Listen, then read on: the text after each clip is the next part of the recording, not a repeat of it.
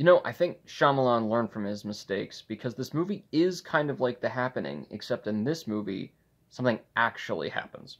We're just here to use the bathroom. And then we're just gonna leave. I hope that's okay. Welcome back to the channel, everybody. Today our movie in the middle is Knock at the Cabin. Knock at the Cabin is the newest doomsday movie by M. Night Shyamalan about a family on vacation who are told by four strangers that they must kill one of their own or the world will end. It stars Dave Bautista, Ben Aldridge, Jonathan Groff, Kristen, Abby Quinn, Nikki Amuka-Bird, and Rupert Grint. I'm not gonna lie, I think the thing that drew me to this movie the most was the fact that you had Dave Bautista and then just Rupert Grint. Like, I was very interested in that. And the fact that it's an M. Night Shyamalan movie, so it's always a 50-50 coin toss if it's going to be good or not. But starting off with the highs, honestly, I actually really liked this movie. I liked most of the parts about it, specifically the characters. It is a very character-driven, character-based movie, and you kind of have two sides here, you know? And on the one side, you got the family, who honestly, they were just the most loving family. I loved them so much. And, you know, obviously there are themes and undertones in this movie, both just thematically and that directly involve the plot, about the fact that it is, you know, a same-sex couple and their daughter. And I kind of like how they, you know, tied it into the plot as well and not have it be just a thematic thing. But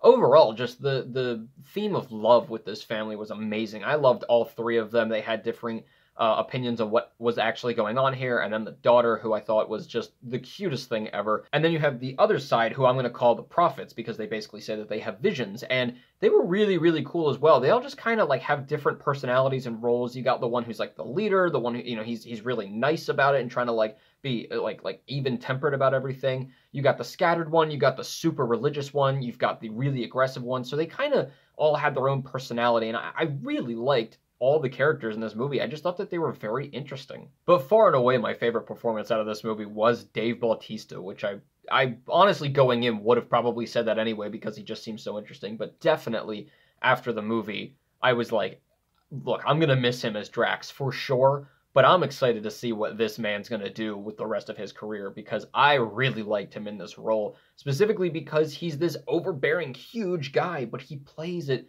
He's so nice because he knows that this is an insane situation, at least from what we can tell. I also tried to figure out where I saw Jonathan Groff on, because he seemed a little familiar, but I couldn't quite place him. And then I looked him up, and Da da da da da da da da da da. Of course, I can't do this review without mentioning Rupert Grint and how he was. I actually thought that he was really great, and he played something I've never really seen before. He's a little bit more aggressive and, you know, kind of dick, and we saw a little bit of that, I guess, in Deathly Hallows Part 1. Your parents are dead! But, like, it was just cool to see something a little bit different of a side from him. I will say, though, I'm not exactly sure what kind of accent he thought he was trying to do.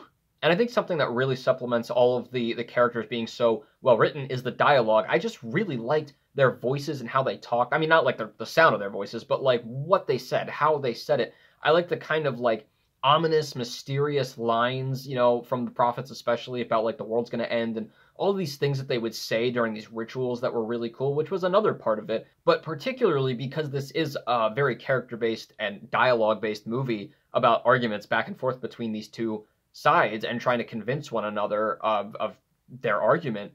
The dialogue, I thought, was really well done. They had a lot of great points on either side, and how they tried to convince each other, I thought, was really well done as well. Again, specifically with Dave Bautista, but mostly just because they all kind of came at it from different angles and had different reasons for why they were here. Especially considering the four prophets are just like random people. They never knew each other except for this one connection. So I thought it was really well done. And of course, just the premise itself. I thought it was just a really interesting take on the apocalypse and the doomsday thing, especially considering the apocalypse is usually like, those kind of movies are huge and we see it all happening. And we do see a little bit of it, but it's an apocalypse movie that is stuck mostly in one room, in one cabin. And so that was a really interesting take on it, but just generally, like, the rules of the world, how it played out, the different things that they did with it that were kind of supernatural or a little bit weird, a little bit violent and sketchy. It was just cool. It kept you intrigued the whole time, like, what is actually going on? And it really drove this question home of, are they serious or are they insane? It's also a little bit like Us and The Strangers, if you've ever seen those two movies, especially towards the beginning when they're first breaking into the house. So that was kind of cool. Lastly, this is just a small thing, but I liked the color design and the color choices that they had for this movie, particularly in the costuming. They're really simple, but I did like it. I just liked the look of this group, you know, and I don't know what it was. Maybe it was just the varying heights and the varying colors and everything. They just seemed really interesting.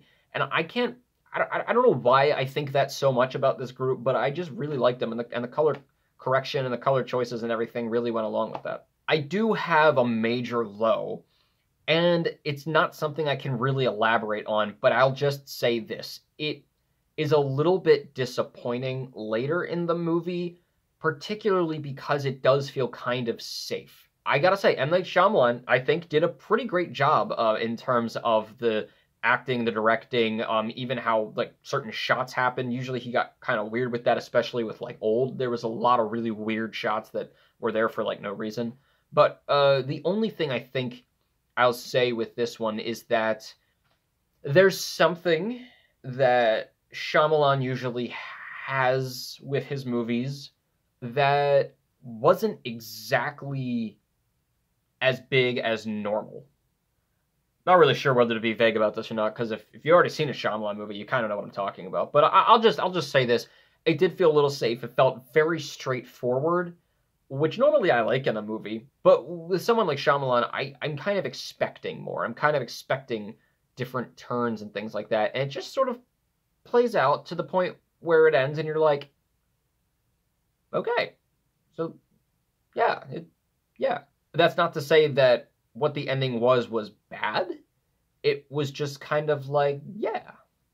If you kind of know what I'm referring to, it's a little disappointing because, well... Because there is none. Yeah, you know, and maybe there is sort of something like that, but it's less of that and more of just a detail that you maybe didn't think about earlier on. So Knock at the Cabin, honestly, I think that M. Night Shyamalan did a pretty good job on this one. From the movies I've seen so far, and I think most people can agree with this, he's pretty 50-50, if not 60-40. But I definitely think that this is one of his stronger ones, and that's mostly due to the characters and the acting. I really liked, even if I didn't love it by the end, honestly, just the whole movie playing out, I really loved it. I loved the mystery of it. I loved the characters, the dialogue, pretty much everything else that went into it. I really actually did like about this movie. It doesn't necessarily leave a sour taste in my mouth. It just doesn't really leave me with much at the end. I'm going to give Knock at the Cabin a 3 out of 4. Well, guys, let me know what you think of Knock at the Cabin when it comes out. And once again, thank you so much to Andrew Corpin from Shine Like Stars podcast for inviting me to the early screening of this. It's really exciting when we get to see a movie together early on and just get to talk about it a little bit before we share our thoughts with everybody else. But let me know what you think of it when it comes out. Let me know what your favorite Shyamalan movie is. Be careful. Be careful in what you say. And as always, keep your hopes high, your stress low, and movies right in the middle. I'll see you guys later.